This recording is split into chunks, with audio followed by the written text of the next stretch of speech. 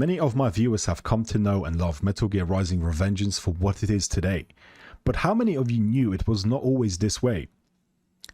Before it became the insane Platinum Games action game we all know, it was originally called Metal Gear Solid Rising, and this version was very different. And I appreciate that this has been done to death and I'm very late to the party, but I found out some additional stuff recently that I wanted to... That's what made me want to make this video. This was meant to be the next console Metal Gear game after Metal Gear Solid 4, developed by Kojima Productions and published by Konami, and built around Raiden as the main character. Kojima was involved as executive producer, but he was not directing it. The original director was Mineshi Kimura, with Shigenobu Matsuyama as producer, before Yuji Korekido later came in before the game was cancelled entirely. The game was first announced at Microsoft's E3 2009 press conference, after Konami had been teasing something with countdown websites. And at that time, this was a pretty big deal because Metal Gear Solid 4 has been treated as this massive ending point for the series, so seeing Raiden suddenly return in his own game felt like a proper what the fuck, wait, what moment, right? The whole game was built around a mechanic called Zandatsu, which basically means cut and take. The cut part is obviously Raiden could slice enemies, objects and parts of the environment with ridiculous precision, but the take part was also important. He was not just cutting things up for style, he could also get power from enemies, grab mission critical information, or recover useful components from whatever he sliced apart. And this is what made the original trailer so impressive. You had Raiden cutting through soldiers like butter, you know, through vehicles, pillars, using physics to like defeat his opponents, you know, cutting the pillars and everything collapse onto the enemies, you know, cutting watermelons with insane precision and even like huge parts of buildings, like something from Bleach, right? The idea was that you could decide exactly where your sword went. You could kill enemies, disable them, cut around them, or slice through the environment itself. Now, on paper, that sounds absolutely fucking insane. Like, I don't think any game to this day has done something like that. Maybe you get a few indie games here and there. I don't know. But especially for that generation of hardware, this is a PS3 and Xbox 360 targeted game. But for me, the more interesting part that I found out recently is the story. The original Metal Gear Solid Rising was supposed to take place between Metal Gear Solid 2 and Metal Gear Solid 4.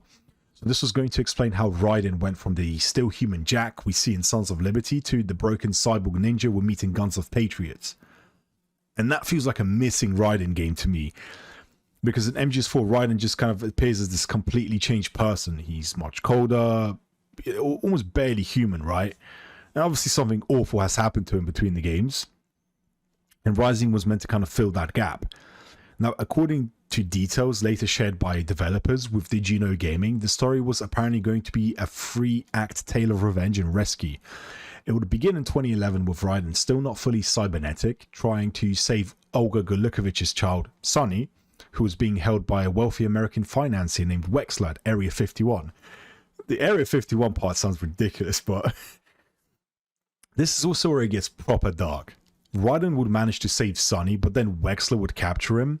From there, the story apparently became extremely grim. Raiden would be mutilated, rebuilt, and later return in a black cybernetic body as Black Raiden. He would be drugged, manipulated, and forced into killing people while the game constantly reminded you that the people you were killing were actually the good guys. Specifically, what happened was that Raiden apparently had his jaw crushed by this Wexler guy, right?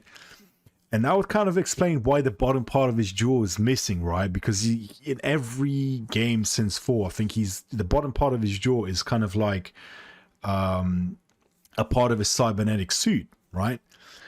And it's honestly a fucking cool concept for a Metal Gear game.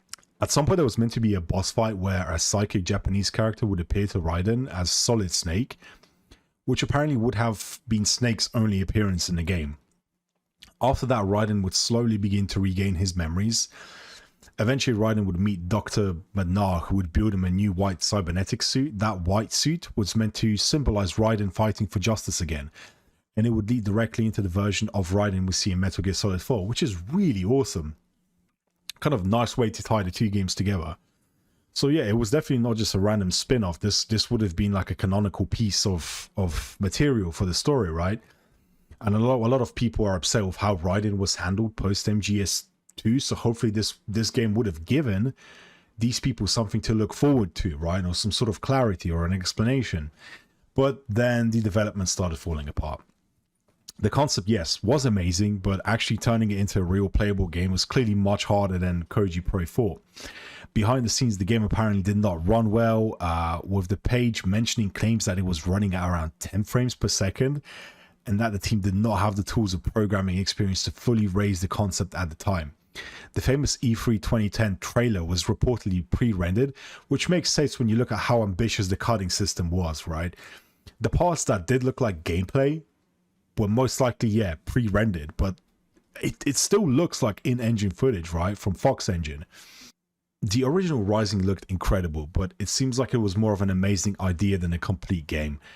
The team had the trailer, and they had the cutting mechanic, and the whole story was finished, and they reportedly even had the script, boss ideas, and level designs all done. And eventually Kojima decided the project was not going to be completed in its original form, and by early 2011, development was handed over to Platinum Games. And that is where Metal Gear Solid Rising became Metal Gear Rising Revengeance. Platinum did not simply finish the old game, they basically rebuilt it into something faster, cleaner, and much more focused as an action game, you know, the whole hack and slash thing. Interestingly, some mechanics survived, you know, Zandatsu survived, and Boris, he survived. Some enemy ideas like the Mastiff were carried over, but the actual story was completely different. Instead of being set between MGS2 and MGS4, Revengeance was moved to the after MGS4, which gave Platinum a lot more freedom of what they were going to do. They no longer had to carefully explain how Raiden became a cyborg. They could just start with a cyborg Raiden and go completely fucking nuts. And completely fucking nuts they did go. So yeah.